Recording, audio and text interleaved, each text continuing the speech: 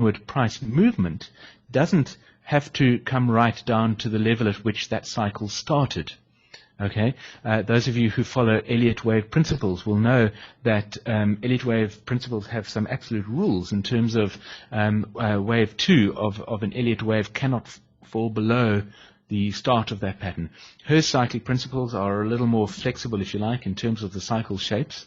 So if this 4.5-year cycle is going to end up as a bullish cycle, which it looks as if though it's going to be doing, and John is implying that it is a bullish cycle, and he's saying be careful about being too bearish on the US markets into the fall, again, because although the markets need to come down to complete their cyclic picture, they do not need to come down all the way down to the previous trough, for instance.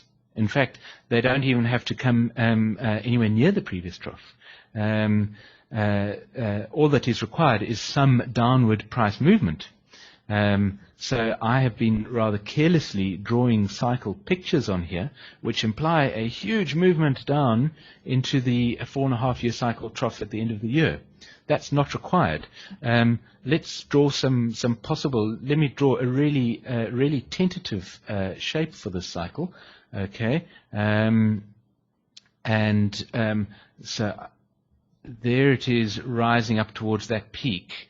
I think there is really some evidence that that is the peak of the current 40-month cycle. So now we're heading down towards a 40-week trough. And now the tendency is for me to draw a big move down, but we're expecting that trough in the summer, as John has indicated, and so it is possible that if price moves down only a little bit further, it doesn't have to move down that much further, that could be as much as it's going to move. Okay, so people tend to take a very absolute sort of approach to cycles, and when we start throwing around rather carelessly the magnitude of cycles, 40-week cycle trough, people think, gosh, 40-week cycles, how big is that? That's got to be big, right? When was the last 40-week cycle trough? That was a really big move, was it? And yet, if you have a look at it, it often isn't really a very big move. There is, of course, the principle of proportionality, which is another Hurst cycle principle. The principle of proportionality tells us that the degree of move is related to the wavelength of the cycle. However, we also know that cycles take on all kinds of different shapes, and so just because there is a fall, there is a move, a price move. I know Americans call autumn fall, so it gets terribly complicated when you have a price fall occurring in fall. But when we have a price move moving down into a 40-week cycle trough, that does not necessarily mean that the end of the world is coming. And when we have a price move similarly moving down into a 4.5-year cycle trough, my tendency is always to be dramatic and draw a big move like that. That's not necessarily true at all. Okay, we would expect the cycle to come down, but it might come down to a level there. It might even come down to a level pretty much where it is now and then move up and still form a perfectly adequate 4.5-year cycle trough. Nigel says it should at least break the half span moving average. Okay, so Nigel, there are a few things to say about that. Yes, first of all, the half span moving average is a concept that Hurst presented in his Profit Magic of Stock Transaction Timing book, and the half span moving average is a concept that was largely replaced in the Cycles course, which he published after the book. It was largely replaced by the concept of the FLD. But nevertheless, we can plot half span moving averages on this particular chart.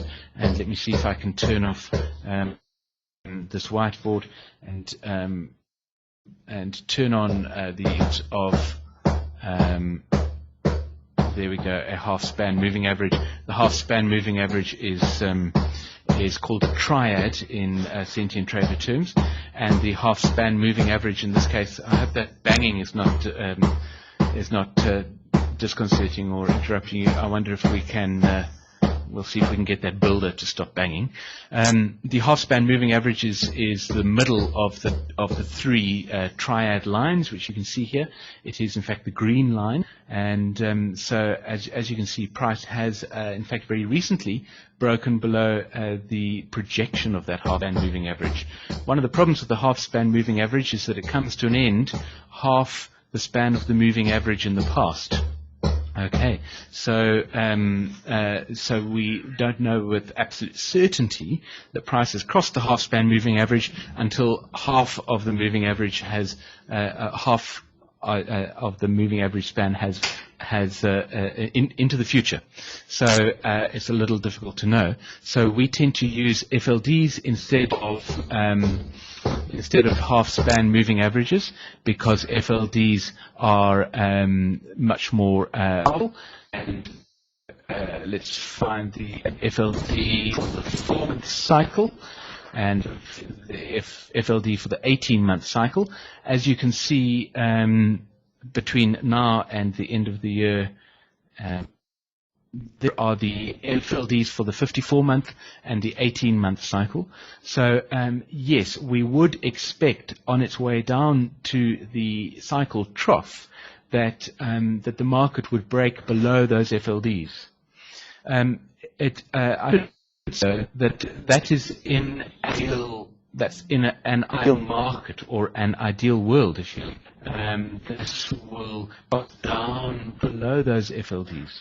So if we're looking at a projection towards the end of this year, then as Nigel points out, price would be expected to drop down from current levels and down towards the end of the year, and would be expected to break this 4.5-year FLD, which would provide us with a price level of about 1,200. However, if it comes in slightly late, of course, it would only need to come down to this area over here, a price level of about 1,250. If it comes even later, it would only need to come down to a level of about 1,300. So yes, in an ideal market, in an ideal world, price will come down below those FLDs. One of the constantly fascinating things about working with Hurst cyclic principles, of course, is that the markets are not perfect. One of the great challenges with building Cent Trader is that it needs to be able to accept the fact that the market is not perfect, and not every single cycle trough does in fact form below the FLD. If for various other reasons, such as, for instance, the 9-year cycle is really pushing up really hard, and we haven't even mentioned the 18-year cycle, or the potential 36 or 54-month cycles, 54-year cycles, if those cycles are pushing up really hard, then it's quite possible that the 4.5-year cycle will form its trough above the 4.5-year cycle FLD. Okay? It is not impossible. Markets, sadly, are not absolutely perfect. If they were absolutely perfect, life would be terribly boring, and I'd probably still be making movies instead of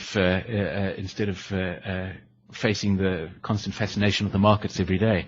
And so that was a really long, boring answer to Nigel's question about breaking the half-span moving average. So yes, we would expect it to break the half-span moving average or the FLD, but it doesn't absolutely have to. Okay, and Blair mentions the Mayan calendar. Today's Trader Chat has got extremely complicated, and Bruce has mentioned Armageddon. So I'm going to just move swiftly on before I get drawn into conversations about the Mayans or Armageddon. I'd love to talk about them, but probably not right now.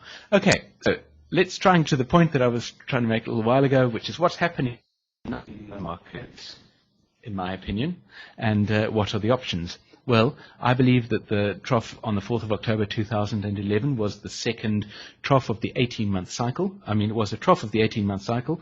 It was a trough of the second 18-month cycle in the 3 that we expect to play out before the next trough of the 54-month cycle. Okay? I think most people would agree with that. Some people might question that, but I think most people would agree with the placement of that trough. What has happened since then?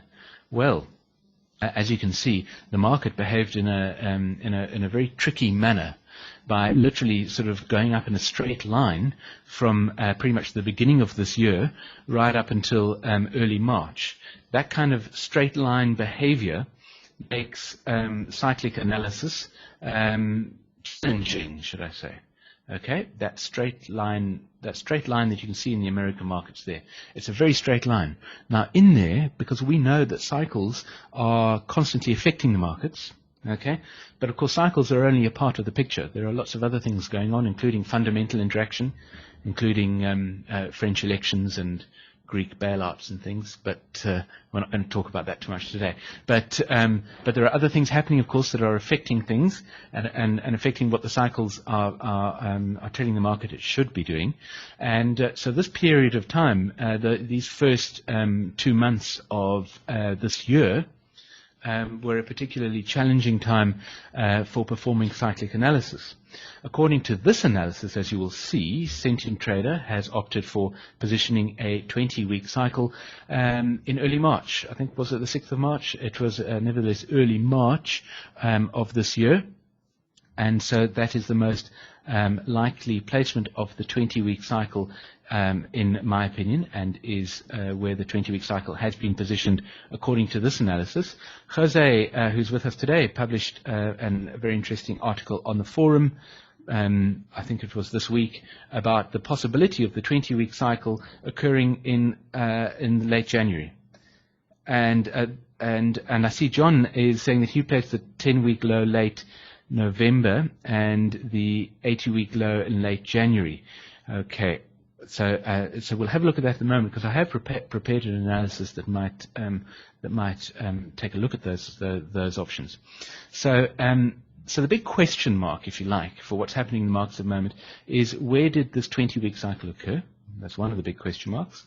According to this analysis, I positioned it in early March, and Jose published a thing on the forum, and I see John is putting into the chat window that he would position the 20-week low late January. I believe that's the 30th of January. As you can see, there was a small blip in price movement around about that time. Okay, for those of you who are not very experienced with Hurst cyclic analysis, you might say, how could that possibly be a trough of the 20-week cycle?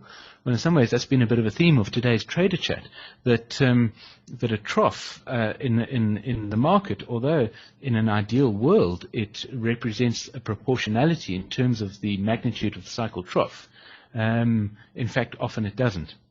And if there are lots of other things going on, the Americans were feeling tremendously bullish, clearly, for the first 2 weeks or first 2 months of 2012, and that tremendous bullishness meant that the cycles struggled to really show through, so there was a very subtle trough at the end of January. So that's one of the really big question marks in terms of what is happening at the moment.